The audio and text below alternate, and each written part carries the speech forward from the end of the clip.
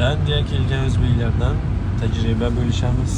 Hammaga assalomu alaykum. Finlandiyaga kelganingizda hop nimaga e'tibor berish kerak birinchi? Mana hozir biz O'zbekistondan kelganimizda u yerda issiq edi, bu yerda qish.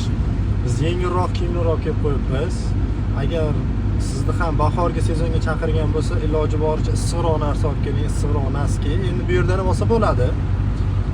Xo'p, yana halol tushunkalardan bo'lsa, olganlaringiz ham yaxshi, ancha asqotadi, chunki bu yerda halol ovqat topish juda ham yo'q desa ham bo'ladi.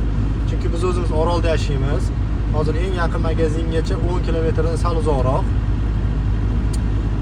Har 3 kunda borib kelyapmiz. Odam ko'paygandan keyin odatda bir har kuni mashina boradi, ikkita mashina bor.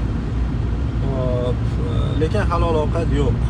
O'shaning uchun tushunkami, issiqroq narsamiki pastini bilyo ham olinglar. Bu safar esimizdan chiqib ketib olib kelish. O'tgan safargilarni ishlatyapmiz. Lekin baribir zapas bilan olib kelganlaringiz yaxshi. Bugun shu muammoga duch kelganligimiz uchun qisqacha video qilib qo'yapman. Biz qilgan xatoni sizlar qilmasliklaringiz uchun. Xo'p, manzara juda ham go'zal.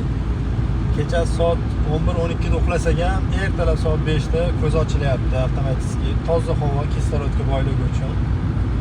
Nasib O'zbekistonliklarni ko'rsak juda ham xursand bo'lamiz.